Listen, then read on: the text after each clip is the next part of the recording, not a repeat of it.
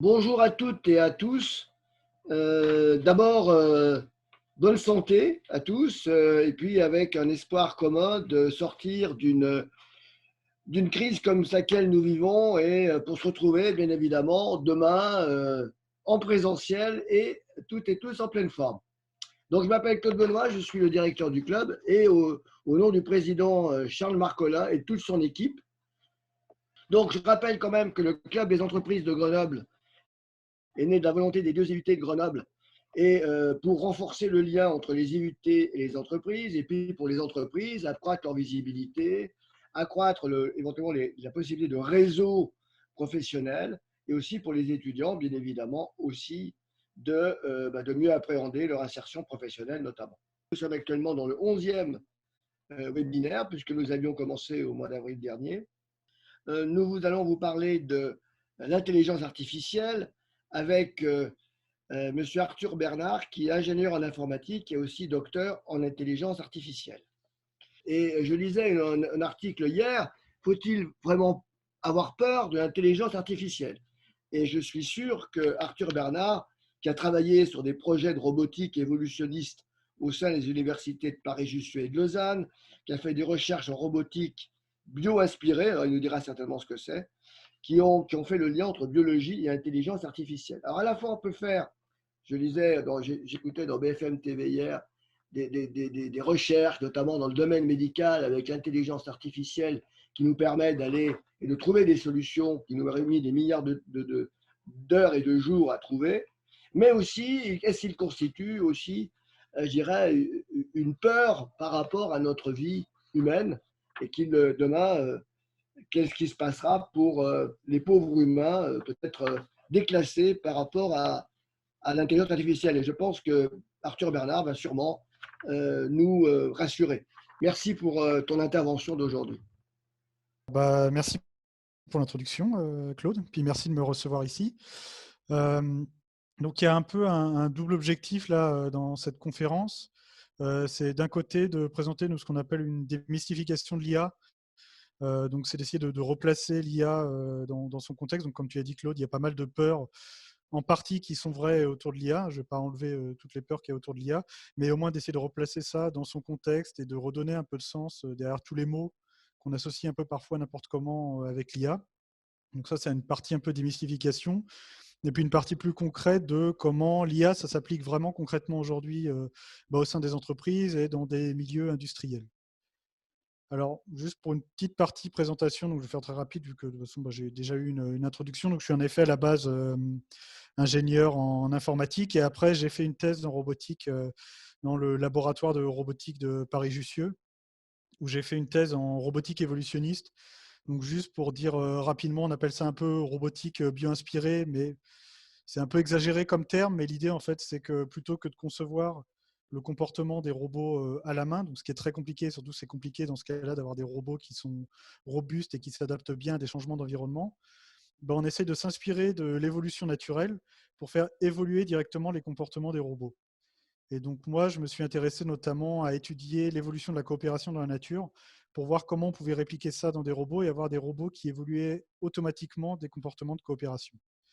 Donc ça, c'est ce que j'ai fait pendant ma thèse et que j'ai continué pendant un postdoc que j'ai fait à l'Université de Lausanne. Donc là, j'ai vraiment fait ça dans un laboratoire de biologie où j'ai continué à travailler sur ces thématiques de comment s'inspirer de la nature pour faire évoluer des comportements sociaux dans des robots.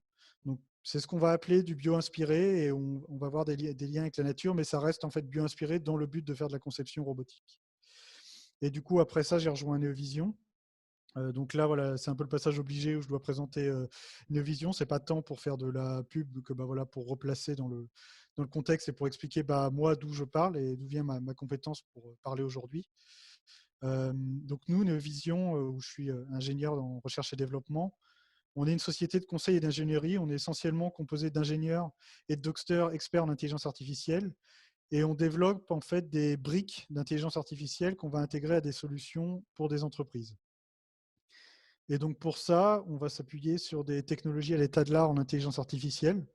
Donc essentiellement du machine learning et à l'intérieur de ça, du deep learning. Donc je vais un peu plus tard dans la présentation expliquer un peu ce qui se cache derrière tous ces termes que j'ai mis là. Mais l'idée, voilà, c'est qu'on utilise du machine learning et du deep learning appliqué à des thématiques classiques en intelligence artificielle, donc qui sont la vision par ordinateur, le traitement du langage naturel, l'analyse prédictive et la recherche opérationnelle. Donc ça, c'est un peu voilà, les grands domaines de l'IA, en tout cas, qui sont abordés de manière industrielle et que nous, on aborde à Neovision. Et donc, Neovision, notre façon de travailler, nous, c'est qu'on conçoit des solutions IA sur mesure. Donc, on n'a pas de solution sur étagère qu'on vend directement. On a vraiment des solutions spécialisées en fonction de la thématique et de la problématique attendue. Ce qui est quelque chose qui est en fait très bien adapté à l'IA, parce que c'est vrai qu'on a parfois cette image de l'IA qui est généraliste et qui est capable de régler tous les problèmes. Ça, c'est globalement faux. En fait, les IA sont vraiment performantes quand on sont appliquées à des problèmes spécialisés, quand on sont vraiment spécialisés sur une certaine problématique. Et c'est pour ça que nous, on développe des IA sur mesure qu'on fait de la base, donc de la conception et parfois jusqu'à l'industrialisation, en tout cas quand c'est possible. Donc ça, voilà, c'était un peu la partie introductive de présentation. Maintenant, je vais essayer de présenter un peu plus en détail qu'est-ce que c'est l'IA, parce que l'IA, c'est un sujet qui buzz énormément en ce moment. Donc ça, c'est une expérience qu'on aime bien faire à chaque fois avant ce genre de conférence, c'est d'aller chercher sur Google News les derniers articles qui sortent sur l'IA. Mais généralement, on a des résultats extrêmement récents, parce que chaque jour, on a des dizaines et des dizaines d'articles qui sortent sur l'IA, qui reflètent assez bien ou des fois pas du tout la réalité du domaine, donc qui parlent de tout et n'importe quoi, des fois qui ne parlent pas du tout d'IA. Et c'est aussi un peu le but de ces conférences, c'est d'essayer de remettre un peu de vérité, de casser un peu les croyances qu'on peut avoir derrière l'IA, et notamment déjà sur la définition même de l'IA, parce qu'on peut avoir des croyances un peu grand public sur ce qu'est l'IA qui regroupe un peu tout et n'importe quoi, des fois inspiré par la science-fiction, et dans ce cas-là, ce n'est pas un problème parce que c'est de la fiction, mais parfois de manière un peu plus problématique par les médias ou par des personnalités publiques qui ne connaissent pas forcément grand-chose et qui vont un peu propager l'IA comme cette espèce de chose, ce robot un peu dangereux, qui serait déjà aussi intelligent que l'humain, qui posséderait éventuellement une conscience, qui est capable de prendre plein de décisions autonomes sur plein de choses très différentes, voire même d'apprendre par lui-même. Bon, ça, globalement, c'est une définition qu'on peut un peu oublier déjà, parce que ce n'est pas du tout où en est le domaine actuellement, ni une dimension en fait, ou un but qu'on vise actuellement dans les recherches en intelligence artificielle. Et ce n'est pas forcément évident de donner une définition de ce que c'est l'IA aujourd'hui, parce que au sein du domaine, on n'est pas tous forcément d'accord. Mais nous, ce qu'on essaie de donner comme définition un peu généraliste, ou en tout cas qui arrive à englober assez bien les problématiques d'IA, c'est que l'IA, c'est dès qu'on va essayer de mettre en place des technologies informatiques pour automatiser des fonctions cognitives humaines. Et donc des problèmes qui sont généralement assez complexes, parce que les fonctions cognitives sont majoritairement inconscientes. Donc c'est extrêmement difficile de réussir à formaliser ça sous forme de problème informatique. Mais du coup, voilà, c'est tout ce qui va se rattacher à la perception humaine, donc perception visuelle, perception auditive, et à la prise de décision. Donc ça, c'est, on va dire, voilà, une définition assez générale de l'IA. Ce qui veut dire aussi que ça regroupe énormément de problématiques différentes, et aussi que c'est un problème assez ancien. Donc l'IA, on en parle énormément en ce moment, mais finalement, c'est une thématique de recherche en informatique qui est assez vieille, où on avait déjà de très bons résultats en fait il y a longtemps. Donc là, je mets quelques cas d'application assez classiques en IA, tels que la recherche de chemin. Donc la recherche de chemin, ce n'est pas forcément la première chose qui vient en tête quand on pense à de l'IA, mais c'est un processus de décision qui rentre très bien dans le domaine de l'IA et pour lesquels on avait déjà des très bons résultats il y a longtemps et qui sont depuis longtemps intégrés dans nos GPS. Donc il y a évidemment eu plein de nouvelles choses qui ont été faites dans ce domaine-là, mais voilà, c'est finalement un domaine de recherche assez vieux. La robotique, la robotique, ça paraît assez évident quand on parle d'IA, mais c'est pareil, la robotique, on en fait depuis longtemps. Il y a eu beaucoup de changements en robotique et d'évolution. Il y a eu notamment un changement de paradigme assez important en robotique à la fin des années 80, où on a arrêté d'essayer de faire des robots intelligents au terme humain, donc c'est-à-dire qui font de l'intelligence forte, qui font des raisonnements symboliques. Et on a plutôt essayé de se concentrer vers des robots qui ont des comportements très simples, des perceptions très simples, mais qui, à partir de ces briques simples, sont capables de faire émerger des comportements plus complexes et de résoudre finalement des tâches utiles plutôt que d'essayer de répliquer l'intelligence humaine dans son ensemble. Et quelque chose qui illustre assez bien, ça a été le développement des Roomba, typiquement, des robots ménagers, qui sont des robots en soi tout bêtes, mais qui, à partir de processus très simples, en fait, arrivent à faire des tâches extrêmement utiles et plutôt complexes, on va dire. au sens large. Un autre domaine là, que j'ai mis ici de l'IA, c'est pour ce qui est de la vision par ordinateur.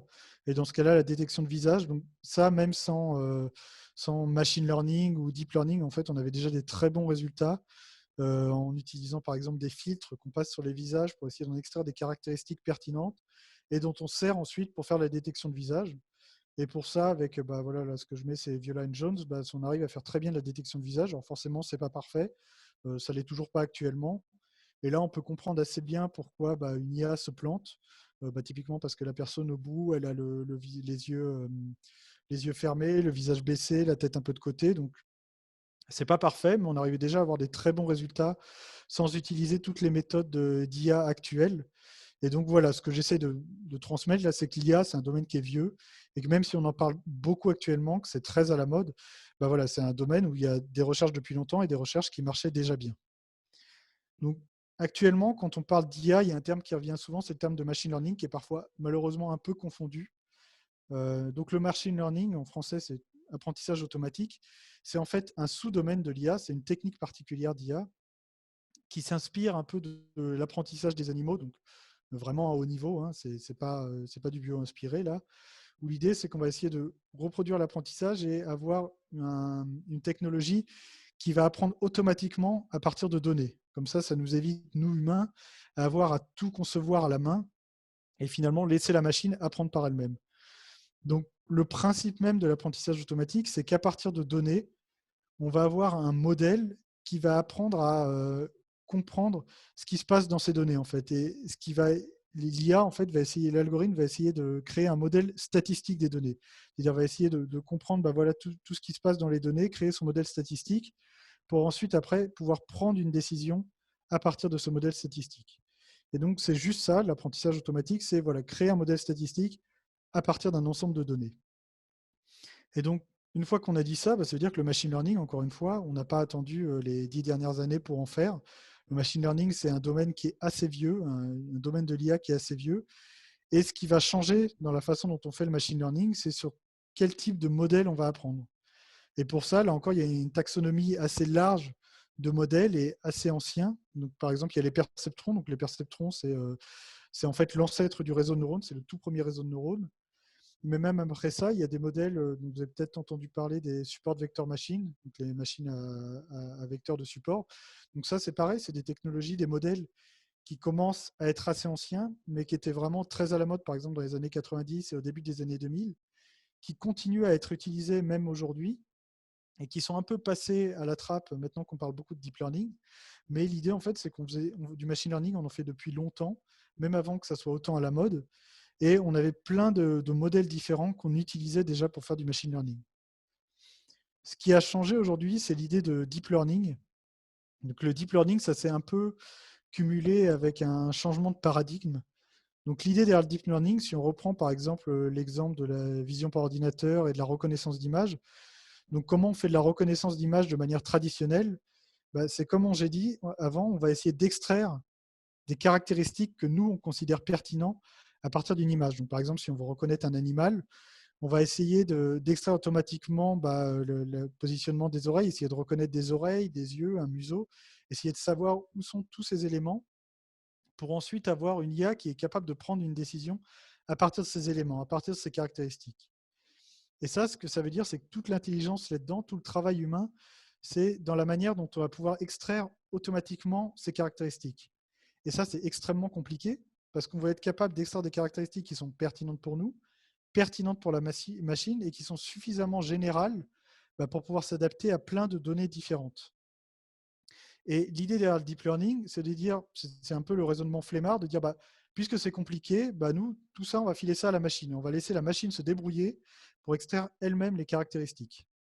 Et donc, toute cette phase d'extraction, de dire comment je vais créer mes fils pour pouvoir extraire automatiquement les caractéristiques, tout ça, c'est fait par la machine. Et la machine, on lui parle directement la donnée brute, donc l'image, et on la laisse se débrouiller pour apprendre à extraire des caractéristiques qui seront pertinentes pour elle. Et en fait, le deep learning, qu'est-ce que ça veut dire? C'est qu'on va faire de l'apprentissage automatique, donc du machine learning, sur des réseaux de neurones profonds. Donc, d'où le côté deep, donc sur des deep neural networks, on va faire du machine learning sur des réseaux de neurones profonds. Donc, on a tendance actuellement à confondre deep learning, machine learning et IA. Ce qu'il faut retenir, en fait, c'est que le machine learning, c'est une technique particulière de l'intelligence artificielle. Et le deep learning, c'est une façon particulière de faire du machine learning. Donc, c'est encore un sous-niveau. Donc, quand on parle de deep learning, j'ai parlé de réseau de neurones profonds. Donc, ça vaut le coup d'expliquer c'est quoi rapidement un réseau de neurones. Donc, un réseau de neurones, c'est tout simplement un réseau qui est composé de ce qu'on appelle des neurones artificiels. Et les neurones artificiels, en soi, c'est des choses très, très simples. C'est des objets mathématiques qui vont prendre des entrées, donc des informations en entrée, qui vont les multiplier par des poids, qui vont additionner tout ça et qui vont passer ça dans une fonction d'activation qui va sortir une activation de ce neurone. Donc ça, c'est pour répliquer un peu le neurone biologique dans l'idée que le neurone il va être activé ou non en fonction de ses entrées. Et donc la fonction d'activation, c'est ça, c'est je vais prendre tout ce qui rentre dans ce neurone et en fonction de cette valeur, je vais activer ou non le neurone. Et nous, ce qu'on va regarder, c'est la sortie de ce neurone. Et quand on parle d'apprentissage, en fait, ce qu'on apprend dans tout ça, c'est les poids qui sont utilisés dans ce neurone-là. Et du coup, un réseau de neurones, c'est juste l'accumulation de plein de petits neurones artificiels comme ça qui vont communiquer entre eux. Et donc ça, c'est la représentation classique d'un réseau de neurones, c'est-à-dire, voilà, en entrée, on va avoir un certain nombre de réseaux de neurones donc, qui vont recevoir de l'information, par exemple une image. Puis cette information va se propager entre tous les neurones du réseau au sein des couches internes, qu'on appelle des couches cachées, pour faire un peu mystérieux, mais finalement, c'est juste les couches de neurones qui sont à l'intérieur. Et tout ça, ça va aller vers des neurones de sortie qui vont sortir de l'information, qui vont prendre une décision. Et finalement, dans tout ça, un réseau de neurones profonds, c'est juste l'idée de dire, on a des couches cachées à l'intérieur, on va juste en mettre le plus possible. On va multiplier le nombre de couches, donc aussi bien en profondeur qu'en largeur, et on va rajouter le plus de neurones possible. Et c'est juste ça, un réseau de neurones profond, c'est un réseau de neurones où on a mis le plus de neurones possible. Après, il y a évidemment quelques petites techniques un peu intelligentes qui ont été rajoutées, mais dans l'idée, un réseau de neurones profond, c'est ça. Et pourquoi on s'est dit qu'on voulait rajouter le plus de couches possible? Parce que déjà, de base, un réseau de neurones profond, un réseau de neurones, pardon, de base, on a prouvé que c'était un approximateur universel, c'est-à-dire que ça pouvait approximer n'importe quelle fonction mathématique. Mais un réseau de neurones profond, en plus, plus on va rajouter de couches, plus on va rajouter des niveaux d'abstraction. Donc, si je reprends par exemple l'exemple de la détection d'images, quand on va passer une image en entrée d'un réseau de neurones, on va voir qu'au fur et à mesure qu'on va propager l'information dans les couches du réseau de neurones, on va aller vers des abstractions de plus en plus haut niveau. Donc, par exemple, dans les premières couches du réseau de neurones, on va se rendre compte que le réseau va apprendre à extraire des caractéristiques très bas niveau. Donc, par exemple, il va être capable de reconnaître où sont les traits verticaux, les traits horizontaux dans l'image, où sont les couleurs, quelles sont les couleurs principales dans l'image. Et puis, au fur et à mesure qu'on avance dans les couches de ce réseau, on va se rendre compte qu'on extrait des caractéristiques de plus en plus haut niveau. Donc, on va commencer à extraire des coins, on va extraire des courbes, on va extraire des ronds. Puis, finalement, plus loin dans le réseau, on va extraire des yeux, des bouches, on va extraire des formes particulières. Et on va comme ça cumuler des niveaux d'abstraction. Et l'avantage de ces niveaux d'abstraction, c'est plus on va cumuler de l'abstraction, plus on va être capable de généraliser. Donc, plus on va être capable de généraliser sur des images en entrée. C'est toute ça l'idée du deep learning, c'est d'essayer de généraliser sur le problème pour pouvoir traiter toutes les données qu'on a dans ce problème. Et donc, finalement, toute l'idée du deep learning, ça a été de finalement faire des réseaux de plus en plus gros et de plus en plus profonds parce que ça améliorait à chaque fois les performances. Et là, ce que je montre, par exemple, c'est le taux d'erreur sur un challenge typique de reconnaissance visuelle, au fur et à mesure du temps. Et en 2015, on a finalement passé la barre des 5% d'erreur, qui est une limite qu'on aime bien souvent montrer parce que en fait, c'est le taux d'erreur moyen humain sur cette tâche. Et je précise bien sur cette tâche, parce que là, je ne suis pas en train de dire ça y est, l'IA a battu l'humain à plat de couture partout. C'est juste de dire que sur cette tâche particulière, pour une intelligence artificielle qui a été entraînée spécifiquement sur cette tâche et qui ne sait faire que ça, en 2015, on a été capable de battre l'humain. Et donc finalement, le deep learning, quand j'ai dit, ce n'est pas une idée qui est très intelligente à la base, c'est juste à partir du moment où on a été capable de faire des réseaux de neurones, on a été capable de se dire, on va faire des réseaux de neurones profonds. Parce que finalement, c'est juste de dire, on va se rajouter plus de couches. Là où il y a eu vraiment une révolution ces derniers temps, c'est qu'avant, pendant très longtemps, on n'était juste pas capable de faire du deep learning. On savait ce que c'était, on savait créer des réseaux de neurones profonds, mais on ne savait pas entraîner des réseaux de neurones profonds qui fonctionnent. Ce qui a changé, c'est trois choses importantes. C'est que d'un côté, on a eu les technologies de pré-entraînement, C'est-à-dire, on s'est dit, puisque les réseaux de neurones profonds sont capables de très bien généraliser, et puisque ça coûte très très cher d'entraîner un réseau de neurones profond, parce que c'est très gros, on va se servir du fait que le réseau de neurones profond est capable de généraliser et de faire abstraction pour réutiliser ce qui a déjà été appris sur d'autres tâches. Donc, ce que je veux dire par là, c'est que si un réseau de neurones il est déjà très bon pour distinguer les chiens des chats, ça veut dire qu'il est déjà capable d'extraire des caractéristiques qui sont communes à ces deux animaux et qu'on peut transférer à d'autres animaux. Donc, par exemple, les hyènes ou les chevaux. À partir du moment en fait, on est déjà capable de reconnaître qu'est-ce que c'est une oreille, qu'est-ce que c'est des yeux, et de savoir que c'est important de retrouver ça dans un animal, finalement, on a très peu de choses à réapprendre pour transférer ça sur d'autres animaux. Et ce qu'on fait maintenant en deep learning, en fait, c'est qu'on a des réseaux pré-entraînés sur certaines tâches qu'on transfère et qu'on réentraîne rapidement sur des nouvelles tâches. Et ça a permis d'accélérer énormément le développement des réseaux de neurones profonds. Une deuxième chose extrêmement importante qui a permis le développement des réseaux de neurones profonds, c'est les données. En fait, le machine learning de base a évidemment besoin de données pour apprendre, mais les réseaux de neurones profonds ont besoin d'énormément de données, justement du fait de leur profondeur. Pour être capable de vraiment faire abstraction et généraliser, ils ont besoin d'encore plus de données.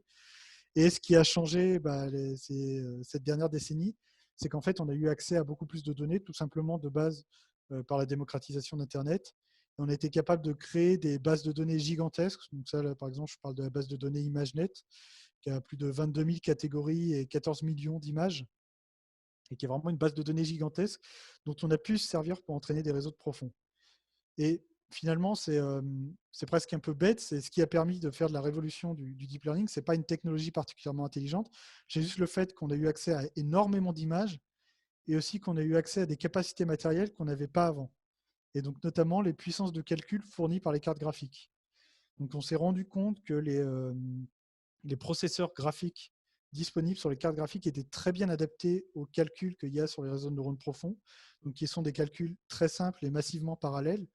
Et en fait, quand on a commencé à avoir des cartes graphiques, la démocratisation en fait, des cartes graphiques qui deviennent vraiment facilement disponibles et massivement disponibles, là, on a été capable de finalement entraîner des réseaux de neurones profonds dans des temps qui devenaient acceptables.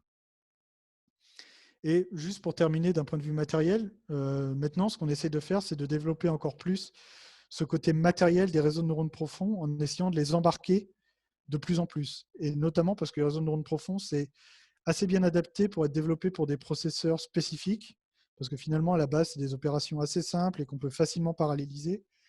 Et donc, de plus en plus, on essaye d'embarquer des réseaux de neurones sur des processeurs spécifiques.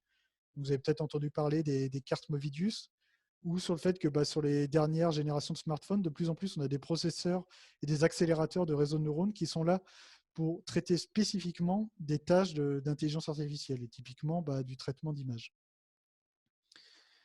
Donc ça, voilà, c'était une présentation un peu générale de l'IA pour présenter les différents termes, essayer un peu de démystifier ce qui se cache derrière les différents termes qu'on associe à l'IA et ce qui ne se cache pas aussi derrière l'IA. Là, je vais essayer de présenter un peu plus les dernières avancées en IA, donc ce qu'on est capable de faire maintenant à l'état de l'art en IA, en essayant de présenter des choses assez larges, un peu parlantes. Ce qui marche assez bien en IA maintenant, c'est dès qu'on veut faire du traitement des visages, et notamment du traitement des émotions. Donc maintenant, avec les réseaux de deep learning, on arrive très bien à détecter les émotions, même dans des cas aussi complexes que ça, où on a un jeu d'acteurs aussi subtil. On est capable, l'IA par exemple, est capable de détecter de la tristesse, et de manière générale, on est assez bien capable de traiter les émotions, détecter des visages, détecter les personnes qui parlent, reproduire des émotions. Quelque chose qui peut paraître un peu plus du domaine du jouet, mais en fait qui est très intéressant d'un point de vue technique, c'est les réseaux génératifs, c'est-à-dire les réseaux de neurones profonds sont maintenant très bons pour générer des choses, créer des images. Et ça, c'est un exemple où en fait on passe à des réseaux un style d'image, donc un style de peinture par exemple, et une photo, et le réseau est capable de générer une photo comme si elle avait été peinte dans ce style d'image. Et donc ça a pas mal d'applications de manière générale dès qu'on veut créer des images ou améliorer des images avec des réseaux de neurones. Et justement, dans ce qui est de l'amélioration des images, j'espère que la vidéo se lance bien, mais ça, c'est le fait des techniques de super résolution. C'est-à-dire, on va utiliser des réseaux de neurones profonds pour améliorer la résolution et temporelle et spatiale d'images et de vidéos. C'est-à-dire qu'on a été capable, avec des réseaux de neurones profonds, automatiquement de transformer en 4K et en 60 FPS, donc un des premiers films de l'histoire, donc qui est l'arrivée en gare de La Ciotat du train, et donc d'être capable de faire de la super résolution. Ce qui, au-delà d'aspects purement esthétiques, a pas mal d'applications dès qu'on veut, en fait, dans des milieux industriels, améliorer des images ou des vidéos. Problème assez classique en vision par ordinateur, c'est la détection et la classification, c'est-à-dire être capable de dire tout ce qui est présent dans une image, donc par exemple des animaux, des objets, des personnes, et d'être capable de dire où est-ce que c'est présent dans l'image. Donc ça marche extrêmement bien. Maintenant, on a de très très bonnes performances. Et même là, on est au niveau du dessus, c'est-à-dire plus juste être capable de dire à peu près par des boîtes où est-ce que c'est présent dans l'image, mais être capable de segmenter précisément, au pixel près, les contours des choses et des personnes dans l'image. Et ça, maintenant, on est capable de le faire en temps réel. Donc là, c'est dans une vidéo à 30 fps, ce qui a une importance et une utilité dès qu'on veut embarquer ces technologies-là. Donc on est capable de détecter en temps réel les choses dans l'image. Là, par exemple, le piéton, voilà, on l'a détecté quasiment à la frame près où elle est apparue dans l'image. Et donc on est capable, voilà, de segmenter une image et de détecter ce qu'on veut dans l'image en temps réel. Au niveau de ce qu'on est capable de faire aussi de manière similaire en temps réel dans des vidéos, c'est la détection de posture. Donc, c'est d'être capable, voilà, par exemple, des gens qui dansent, de détecter leur squelette simplifié, on va dire, de détecter leur posture, qu'est-ce qu'ils sont en train de faire, leur comportement et quelle est leur posture dans l'image. Parce qu'il y a des applications, dès qu'on veut être capable d'analyser, de reproduire des comportements, ou par exemple, être capable de détecter des chutes de personnes, capable que quelqu'un est tombé, donc de détecter que sa posture a changé. Si on s'éloigne un peu de ces thématiques visuelles, donc quelque chose qui a pas mal fait parler, c'est le jeu de Go. Donc parce que le jeu de Go en IA, c'était une très grosse problématique pendant un moment, c'est-à-dire comment on va faire pour être capable de faire des IA qui sont capables de battre les meilleurs joueurs au jeu de Go. Parce que contrairement aux échecs, on avait quand même des solutions qui marchaient assez bien. Le jeu de Go, la combinatoire est telle qu'on se disait pendant très longtemps qu'on n'y arriverait jamais. Et en 2016, on a finalement réussi à avoir une intelligence artificielle qui pouvait battre les meilleurs joueurs de Go en apprenant à partir d'un certain nombre de parties des meilleurs joueurs, encore une fois. Et donc, on a finalement été capable de résoudre ce problème du jeu de Go qui, pendant très longtemps, était un très gros problème en IA. La voiture autonome, bon, je vais aller assez vite là-dessus parce que ça me paraît évident pour tout le monde, mais voilà, ça c'est une grosse avancée en IA. On est capable de développer plein de briques différentes qu'on a cumulées pour faire finalement des voitures qui sont capables de conduire toutes seules. Alors évidemment, ça pose plein d'autres problèmes éthiques et légaux, mais d'un point de vue technique, en tout cas, ça c'est une grosse avancée de cette dernière décennie. La traduction automatique, donc là on s'éloigne un peu des problématiques visuelles. En traitement du langage naturel, donc ce qu'on appelle le NLP, il y a eu de très grosses avancées dernièrement en deep learning avec des très bons modèles qui fonctionnent, donc notamment en traduction automatique. Donc en 2017, on a eu DeepL, donc qui est disponible en ligne, qui a un peu explosé les modèles à l'état de l'art qui existaient à cette époque sur la traduction automatique et qui fonctionnent vraiment très bien, qui a des capacités assez bluffantes. Mais de manière générale, en fait, on commence à voir, même si c'est un problème extrêmement compliqué, on commence à avoir des réseaux qui fonctionnent très très bien sur le traitement du langage.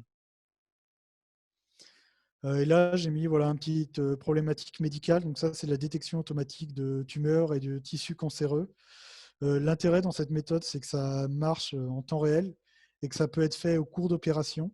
Donc l'idée, là, c'est évidemment pas de remplacer le médecin, mais c'est avec des performances proches de celles des praticiens, mais de manière beaucoup plus rapide, être capable d'assister les médecins au cours des opérations et de les aider à prendre des décisions en les aidant à détecter très rapidement où sont les tissus cancéreux. Donc le médecin, c'est évidemment lui qui fait l'opération et c'est lui qui prend la décision finale. Mais l'IA est là pour l'aider à le guider et à être plus rapide et plus performant dans des opérations. Donc ça, c'est une présentation plus des avancées générales de l'IA. Maintenant, je vais essayer de rentrer dans des applications un peu plus concrètes de ce qui peut se faire pour des entreprises en IA.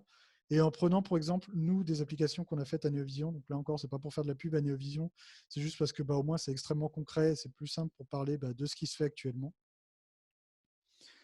Donc les problématiques de contrôle qualité, ça, c'est ce qu'on appelle généralement de la détection de défauts, c'est-à-dire être capable de détecter automatiquement une certaine taxonomie de défauts qui a été préalablement définie ou alors qui a été détectée Et donc là, ça c'était par exemple un travail pour Michelin, où à partir d'une vidéo sur smartphone, faire un scan des pneus, donc là c'est des pneus d'avion, et de détecter automatiquement où est-ce que sont les défauts sur ce pneu et quels sont les types de ces défauts. Et ça peut s'appliquer à plein de problématiques différentes où on veut détecter des défauts sur des pièces, par exemple, qui sortent de lignes de production.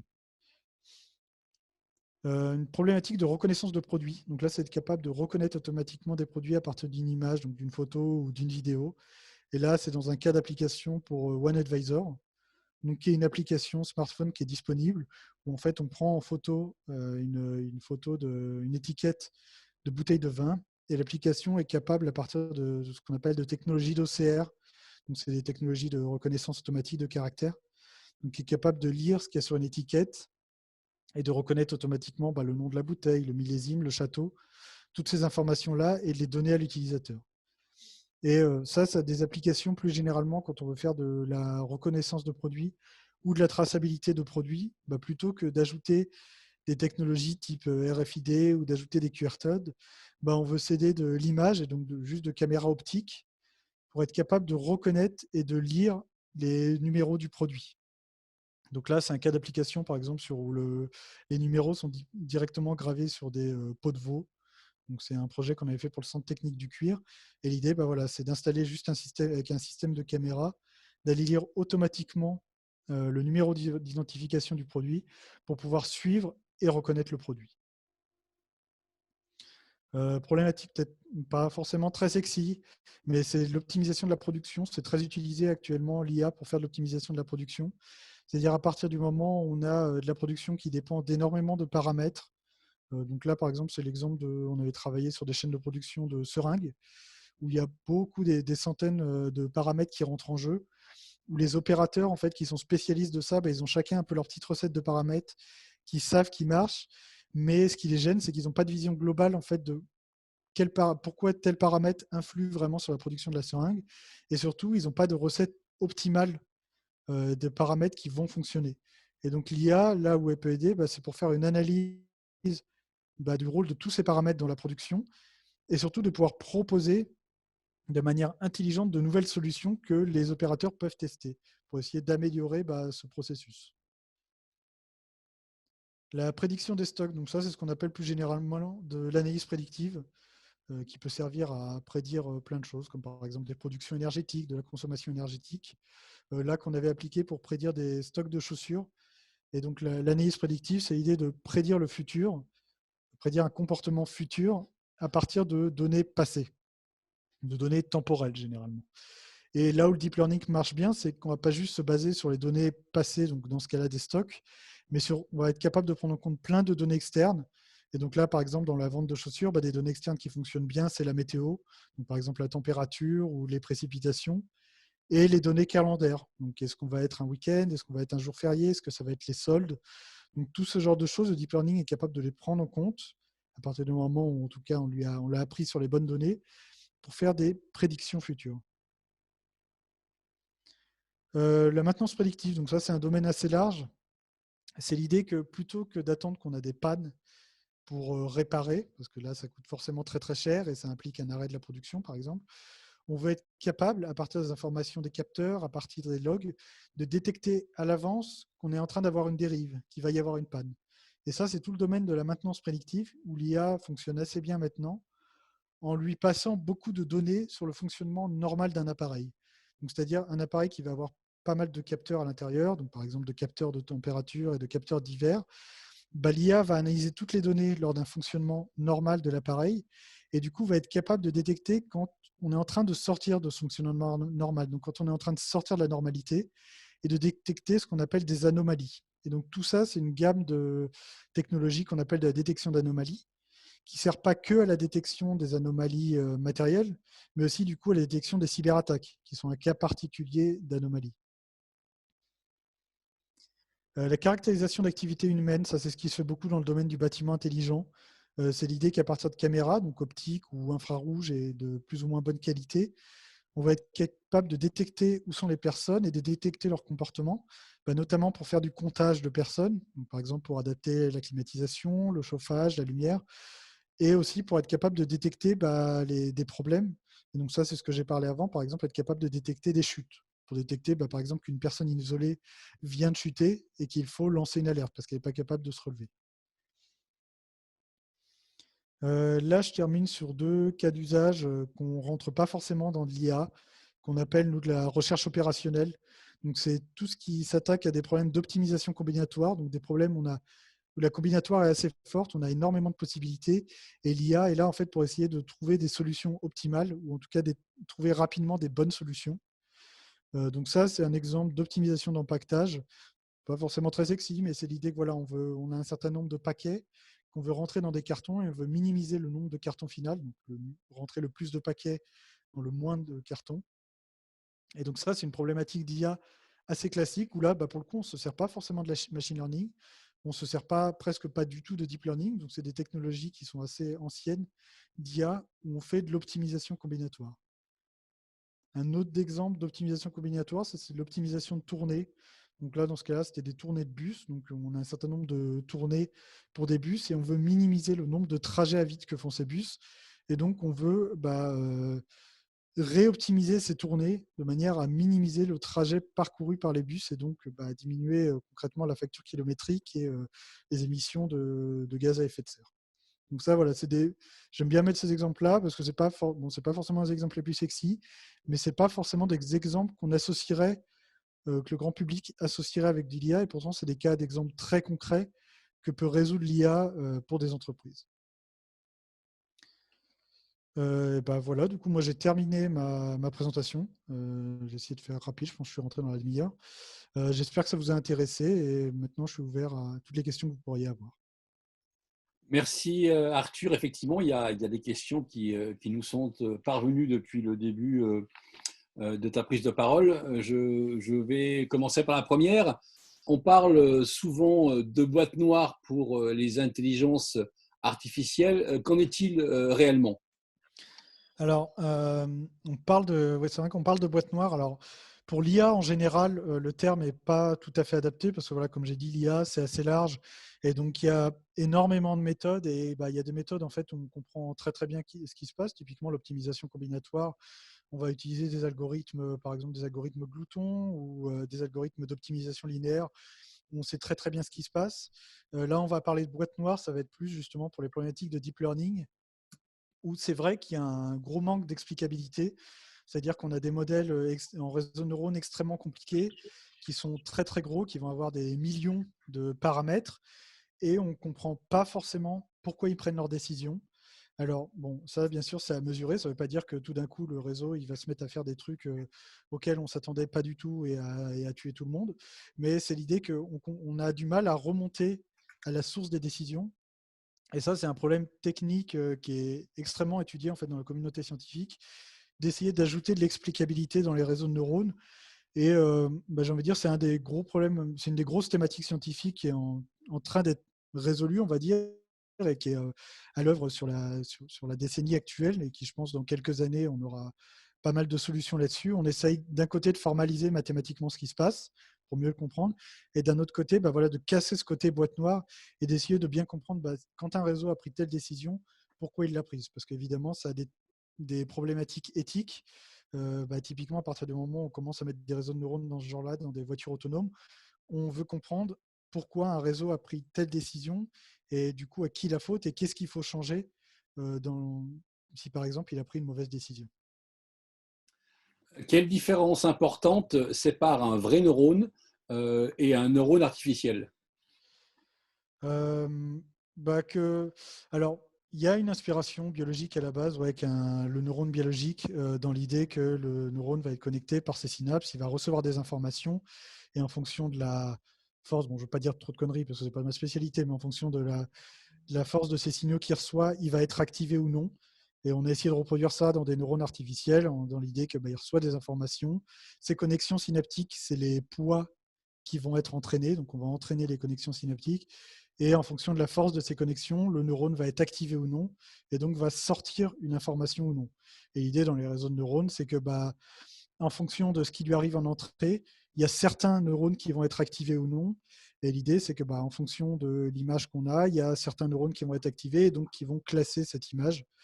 d'une certaine façon ou non. Et j'ai envie de dire, l'aspiration biologique s'arrête là parce qu'à partir du moment où on a créé neurones artificiels, après, on rajoute plein de techniques dessus. Donc, typiquement, quand je parle de la fonction d'activation, maintenant, les fonctions d'activation, c'est plus juste un seuil où on dit à partir de telle valeur, c'est activé ou non. Maintenant, si on dit en dessous de telle valeur, c'est un tout petit peu activé, puis après, telle valeur, ça va être activé de manière linéaire. Et là, on va commencer à rajouter des spécificités mathématiques qui sortent de l'inspiration biologique. Donc, l'aspiration biologique est vraiment maintenant très, très lointaine. Les traducteurs automatiques de texte ne sont pas encore bien performants pour détecter et corriger les erreurs humaines. Est-ce que les choses, dans quelle mesure les choses peuvent évoluer, à quelle vitesse? Alors, à quelle vitesse, c'est toujours compliqué à dire parce qu'on est souvent assez surpris. En fait, il peut ne pas se passer grand-chose, on va dire, pendant quelques années ou avoir que des améliorations à la marge. On va gagner quelques pouillèmes de pourcentage d'amélioration et tout d'un coup, on va avoir une grosse amélioration. Là, ces dernières années, il y a eu les modèles qu'on appelle les modèles Transformers ou les modèles BERT pour les gens qui connaissent un peu plus. Où tout d'un coup, on a eu une grosse amélioration d'un coup des performances. Et en fait, c'est dur à dire quelles vont être les améliorations des performances parce que ça progresse vraiment comme ça par palier. Tout d'un coup, on a des sauts de performance. Alors en fait, dans la réalité, c'est que ça progresse très très lentement et on arrive petit à petit à des paliers. Mais l'impression qu'on a, c'est que voilà, on a vraiment des sauts comme ça. Alors au niveau de la correction humaine, j'ai assez confiance sur le fait que ça va bien s'améliorer petit à petit parce que de nouveau, ce qui améliore ces modèles-là, c'est le fait qu'ils sont de plus en plus gros et qu'ils ont de plus en plus de données. Je leur dis comme ça, c'est un peu triste parce que ça veut dire que finalement, techniquement, tout ce qui se passe, c'est qu'on bourre de plus en plus de données, on met de plus en plus de neurones. En pratique, il y a évidemment des techniques un peu plus intelligentes pour traiter tout ça. Et au fur et à mesure, finalement, qu'on accumule des données humaines, on est capable d'améliorer ces processus de correction. Et donc, je trouve que déjà, ces dernières années, on se rend quand même assez vite compte que même si ce n'est pas parfait, on arrive à voir en tant qu'humain que ça s'améliore bien. Donc, j'ai assez confiance que oui, on arrive à des choses de plus en plus performantes. Nos comportements et nos interactions ne risquent-elles pas d'être affectés par les machines? C'est un problème éthique qui se pose d'ailleurs dans les deux sens, c'est-à-dire à quel point nos comportements affectent les machines de manière dont on n'y pense pas et l'inverse. Alors sur le premier problème, comment nos comportements sont affectés de manière générale par l'IA, ouais, très clairement, il y a juste à repenser à un scandale qu'il y avait eu avec Cambridge Analytica, où on s'était rendu compte qu'à partir des données récupérées sur Facebook, on avait été capable d'utiliser des IA pour affecter l'élection présidentielle à l'époque. Donc, très clairement, c'est un problème éthique qui se pose. C'est un problème du coup qui ne se pose pas tant d'un point de vue technique que d'un point de vue de qu'est-ce qu'on fait de ces technologies, qui rejoint les problématiques de transparence, c'est-à-dire tant que ces technologies seront des boîtes noires et tant qu'elles seront accaparées par un certain nombre d'acteurs économiques très puissants qui vont forcément vouloir garder la propriété sur la technologie, c'est très dur de mettre le nez dans ce qui se passe et donc d'arriver à avoir un contrôle là-dessus.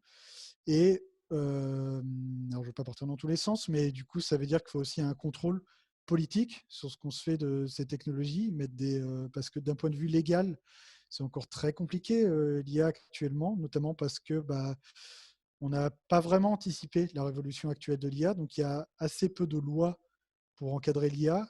En Europe, on essaye de faire ça, mais ce qu'on met actuellement encore en place, c'est plus des guidelines, c'est-à-dire des choses à suivre, on va dire, pour faire des IA éthiques, mais qui ont rien de coercitif et qui sont un peu assez haut niveau.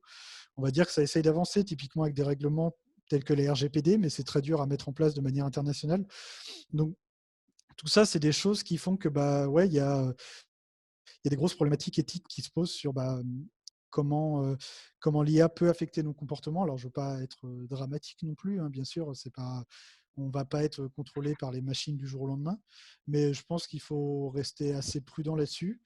Je pense que c'est pour ça que c'est important d'avoir une vulgarisation, donc pas que par nous, mais une vulgarisation de manière générale de l'IA pour que les gens s'approprient ce sujet-là, parce que ça ne devrait pas être un sujet qui est qui est limité à quelques experts et à quelques entreprises. Les gens doivent s'approprier ces sujets-là parce que c'est des sujets politiques, notamment parce que ça nous touche dans notre vie de tous les jours.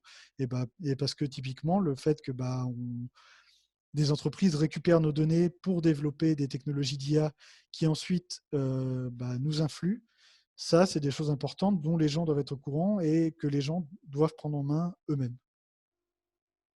Comment se prémunir des erreurs faites ou causées par l'IA, que ce soit dans la reconnaissance ou l'aide à la prise de décision?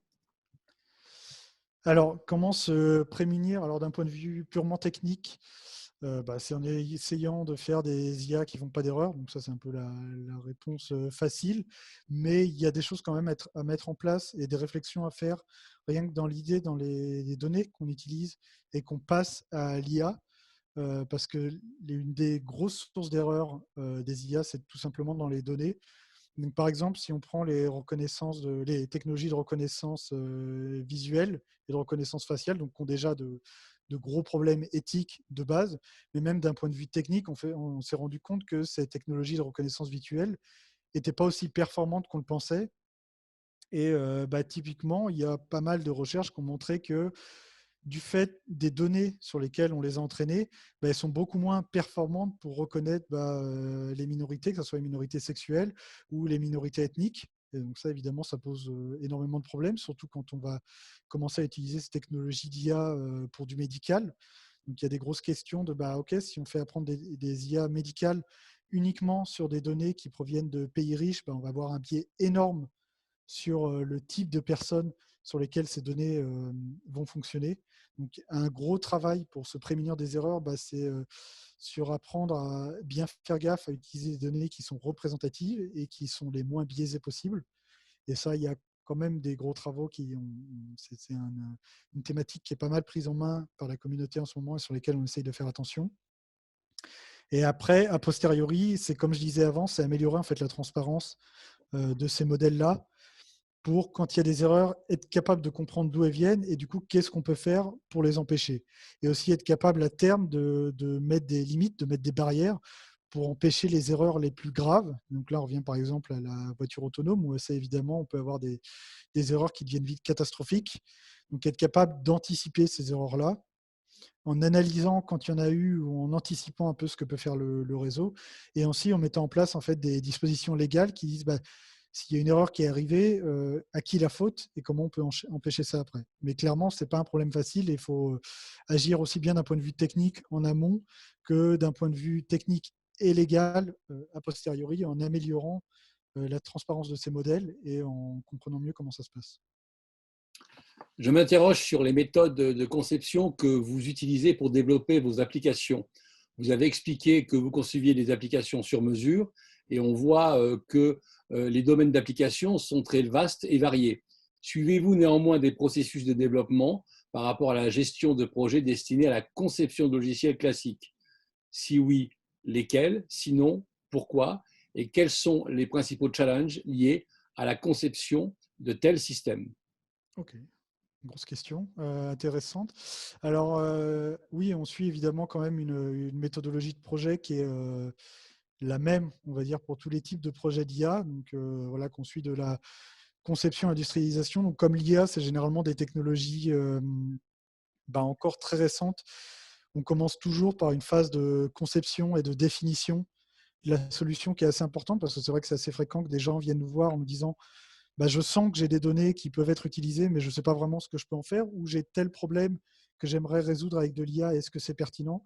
Et ça, c'est un peu la première question qu'on se pose, c'est est-ce qu'il y a vraiment un intérêt en fait, à faire de l'IA? Parce que ça reste des technologies quand même assez chères, assez difficiles à mettre en place. Donc, s'il n'y a pas besoin de mettre d'IA, on dit très clairement non, on n'en met pas.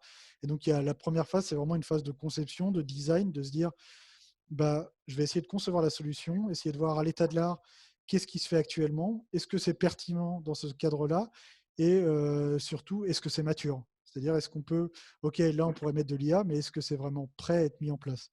Ça, c'est un peu la première étape. Ensuite, il y a une étape un peu plus concrète qui est une étape d'étude, où là, on a vraiment conçu la solution et on essaie de voir maintenant, OK, on va utiliser ces technologies sur des problèmes un peu jouets ou sur un ensemble de données un peu plus réduit, et on va essayer de lever tous les verrous technologiques. C'est-à-dire, on a identifié que la solution pouvait être mature, on a identifié qu'on pouvait faire quelque chose. Est-ce que maintenant, on est vraiment capable de le faire et de lever les verrous technologiques pour créer un premier prototype, c'est-à-dire une première réalisation qui montre que, bah, OK, c'est possible et ça ressemblera à peu près à ça. Et là, après, on rentre dans des phases de gestion de projet un peu plus classiques. On va élargir le périmètre et aller vers des solutions un peu plus industrialisées, un peu plus larges. Et en fait, comme j'ai dit au début, l'IA, on fait des choses sur mesure, sur des problèmes vraiment spécifiques. Et du coup, la méthodologie classique, ça va être de commencer sur un périmètre réduit, un peu plus simple. On va d'abord essayer de montrer que c'est possible, puis on va élargir le périmètre petit à petit à mesure qu'on arrive à faire fonctionner les choses jusqu'à arriver à une solution finale qui fonctionne sur le périmètre global qu'on veut faire. Et j'ai envie de dire, voilà, dans les étapes de base, les premières vraiment grosses étapes, c'est de faire de la conception, donc de voir si la solution est possible, et surtout de récolter les données. C'est-à-dire que ça, c'est presque quel que soit le sujet, à part quelques domaines un peu particuliers comme la recherche opérationnelle. La première étape, c'est de voir les données. Donc, est-ce qu'on a des données? Est-ce qu'on a assez de données? Est-ce que les données sont de qualité suffisante?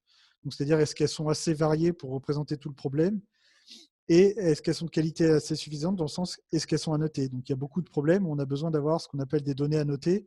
Donc, par exemple, pour la classification visuelle, c'est pour qu'une IA reconnaisse un chien d'un chat, il faut avoir des données. On lui dit, tiens, ça c'est un chien, ça c'est un chat. Donc ça, c'est de la notation. C'est généralement la tâche la plus coûteuse et la plus difficile à mettre en place sur les données. Et c'est un peu la première étape, c'est s'assurer qu'on a des données et est-ce que ces données sont suffisamment bien qualifiées. On lit fréquemment que la France est en retard dans le domaine de l'IA. Quels sont les pays leaders et qu'en est-il de l'Europe? Alors, d'un point de vue purement scientifique et d'un point de vue domaine de la recherche, la France n'est pas en retard sur l'IA. La France est d'ailleurs plutôt bonne en IA parce qu'on a eu l'avantage de garder en fait un domaine sur les mathématiques fondamentales. On a des très bonnes recherches en fait en France en mathématiques fondamentales et en mathématiques appliquées. Et ça, c'est un peu la base de l'IA, ou en tout cas ce qui se transforme des années après en nouvelles technologies d'IA. Et on est très très bon là-dessus, ce qui fait que bah, on a le bon développement de technologies d'IA. Et on a quand même pas mal d'investissements sur la recherche en IA, donc recherche purement académique, au détriment malheureusement d'autres domaines de recherche. Mais ce qui est IA en France, en recherche, on est plutôt bien en avance. Ce qui va nous manquer, en fait, c'est qu'on est encore très dépendant des données disponibles et des puissances de calcul disponibles. Et ça, c'est un problème qui est que les données actuellement sont un peu accaparées par la puissance industrielle et la puissance privée, et que c'est difficile du coup pour la recherche publique de suivre quand des industriels vont avoir beaucoup plus de fonds que la recherche publique et donc vont pouvoir mettre énormément de gens sur ces recherches. Et donc, il suffit de citer Google, Facebook et DeepMind, qui ont évidemment les moyens de mettre beaucoup de gens, donc ils font de la très bonne recherche, ça c'est pas le problème, mais qui ont les moyens de mettre beaucoup de gens dessus, qui ont les moyens de récolter énormément de données et qui ont les moyens de s'acheter le matériel pour faire tous les entraînements nécessaires. Donc on a des très bons chercheurs en IA en France. On est plutôt en avance, ou en tout cas on l'a été pendant un long moment, mais c'est vrai que petit à petit on est en train d'accumuler du retard du fait que les financements de la recherche publique en fait ne suivent pas forcément. Et pareil pour la recherche privée. Donc, il ne faut pas dramatiser non plus. Par exemple, en robotique, qui est un domaine que je connais un peu mieux, en IA en France, pendant très longtemps, on a été leader. On continue à l'être sur certains domaines.